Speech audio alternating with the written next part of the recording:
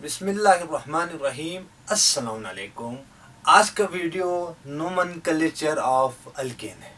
Alkane carbon carbon के दरमियान single bond को कहा जाता है। पिछले वीडियोस में मैंने आपको सही तरह समझाया। अब हम बात करते हैं कि किसी भी अल्केन को नेमिंग का तरीका या नेमिंग कैसे देते हैं। उसके लिए एक ऑर्गेनाइजेशन बना हुआ है, उसे हम कहते हैं आईयूपीएसी।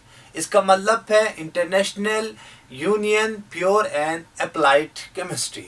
ये इदारा पूरे जो अल्केन है उनको एक नेमिंग देने का तरीक़ाकार सिलेक्ट किया है या एक नेमिंग देने का तरीक़ाकार बनाया है। आइए हम बात करते हैं। सबसे पहले कहते हैं कि locate the longest chain of hydrocarbon independent of the chain, it is called main chain, stem, principal chain और पेरेंट चेन या मेन चेन हम कहा जाता है। कहते हैं कि वो कार्बन जो लॉन्गेस्ट चेन के ऊपर हो, यानी सबसे ज्यादा कार्बन की जो तादाद है लॉन्गेस्ट है, उन तादाद को हाइड्रोकार्बन्स को हमने क्या नाम दे सकते हैं? मेन चेन कहते हैं या स्टेम प्रिंसिपल चेन कहा जाता है या पेरेंट। इनमें से जो भी नाम आप जो हमारे पास लॉन्गेस्ट चेन हो उसे हम चेन को हम क्या कर सकते हैं? नेमिंग दे सकते हैं या लॉन्गेस्ट चेन को सिलेक्ट कर सकते हैं। अब आप देखें ना, यहाँ पर 1 2 3 4, यहाँ पर आपकी मर्जी है, आप जिस साइड से नंबरिंग करें। मैं यहाँ से करता हूँ 1 2 3 एंड 4। यहाँ पे 4 कार्बन है तो आपको पता है कि 4 को हम कहते हैं ब्यूट, और इसका जो सफिक्स है अल्केन का वो है एन, तो हमारे पास क्या बना? ब्यूटेन।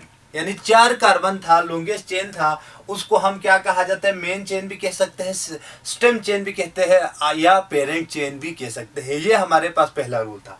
दूसरा कहते हैं इफ देयर आर 2 और मोर चेन ऑफ इक्वल लेंथ, कहते हैं कि या दो से ज्यादा जो हमारे पास चेन है वो इक्वल लेंथ पर मुश्तमिल हो, the chain with the largest number of branches is selected as a main chain. कहते हैं कि अगर एक से ज्यादा या दो से ज्यादा इक्वल लेंथ की चेन पाए जाए तो आप कहते हैं कि मेन चेन में किसको कह सकता हूं? तो कहते हैं कि जिसके ऊपर ब्रांचेस ज्यादा हो, यानी जिस कार्बन के ऊपर या जिस साइड के ऊपर ब्रांचेस का तादाद ज्यादा हो उसे हम क्या कहा जाता है? मेन चेन कहा जाता है। तीसरा कहते हैं कि number of the main chain start from the end nearest to the substituent. कहते हैं कि हमने नेमिंग उस साइड से देना है, हमने अल्केन का नेमिंग उस साइड से करना है कि जहां पर क्या पाया जाए? सब्स्टिट्यूएंट हो या अल्काइल ग्रुप हो या कोई और ग्रुप हो, वहां हमने उसको कम से कम नंबरिंग करना है नेमिंग के लिए। तो इसके पास देखो एक एग्जांपल मैंने आपको यहाँ पे लिखा हुआ है। यहाँ पर हमारे पास हमने इसको मेन चेन रखा, 1 2 3 4 5 कार्बन है। तो आपके रूल के मुताबिक मैं नंबर वहां से स्टार्ट करूंगा जहां से सब्स्टिट्यूएंट अल्काइल को सबसे छोटा नंबर दे सके। तो यहां से मैं हिसाब करता हूं 1 2 3 4।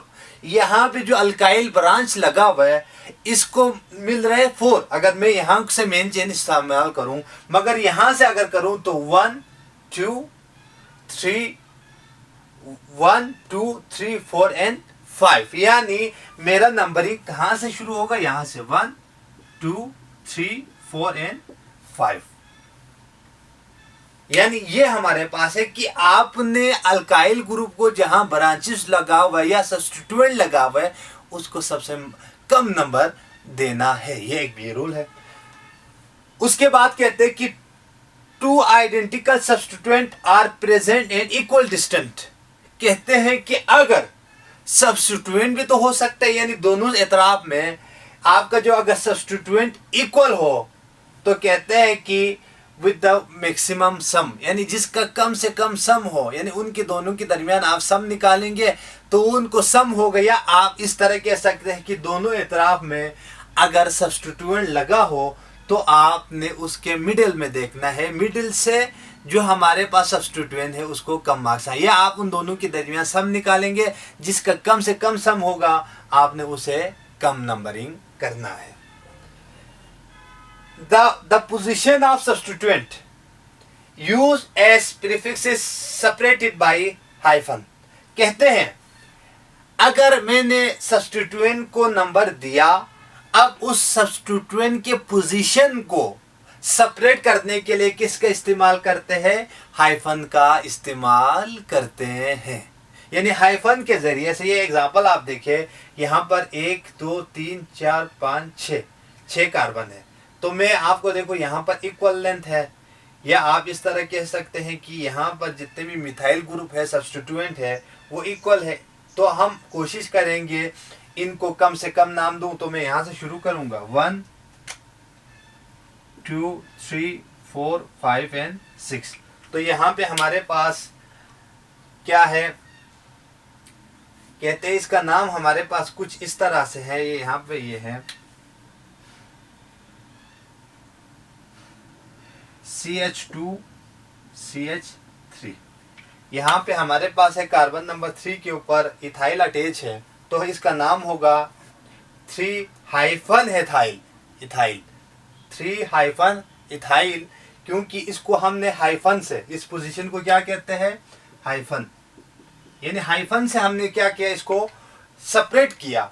उसके बाद है 3 इथाइल, फिर हाइफन 2 3 5 ट्राई मिथाइल हेक्सेन। यहाँ पर 6 कार्बन है, तो उसको हमने हेक्सेन का नाम दिया। उसके बाद यहाँ पर कितने पोजीशन पर? कार्बन नंबर 2 पर, कार्बन नंबर 3, कार्बन नंबर 5 पर हमारे पास क्या अटैच है? मिथाइल ग्रुप है, तो उसको हम क्या इस्तेमाल करेंगे? Tri methyl hexane. एक और रूल भी इसी की तरह है। इसके लिए हमने कहा डाई ट्राई टेट्रा, यानी एक या एक से ज्यादा सेम ग्रुप के एलिमेंट्स आए, उसको सेपरेट करने के लिए हम क्या इस्तेमाल करते हैं? डाई ट्राई टेट्रा, इस तरह इस्तेमाल करते हैं। उसके बाद कहते हैं कि सेपरेटेड बाय कोमास, ये भी एक रूल है। कहते हैं कि 2 या 2 से ज्यादा हमारे पास सेम ग्रुप के एलिमेंट आए, उसको सेपरेट करने के लिए क्या इस्तेमाल करते हैं?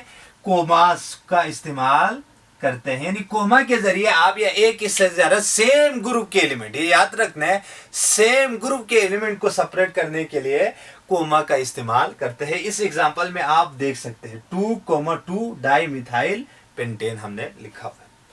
उसके बाद कहते हैं, ये इसका तकरीबन आखिरी रूल है आईपीएससी के हिसाब से, लॉन्गेस्ट चेंज। कहते हैं कि हमने लॉन्गेस्ट चेंज को सिलेक्ट करना है, are parenthesis are separated by numbering of substituent and the main chain. यानी आपके पास लॉन्गेस्ट चेन भी हो सकता है, मैं आगे जो वीडियोस में आपको एग्जांपल से आपको समझाऊंगा। अब उसको सेपरेट करने के लिए, उसको आगे हम इसको रिवाइज करने के लिए या लॉन्गेस्ट चेन को सिलेक्ट करने के लिए हम पेरेंथेसिस लेंगे, या नंबरिंग के जरिए उसको हम कहते हैं कि ये क्या है?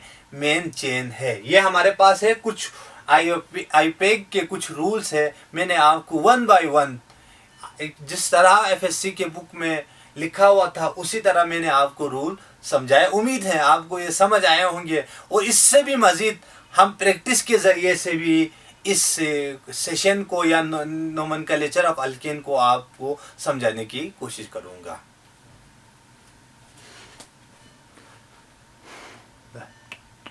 Oh, let's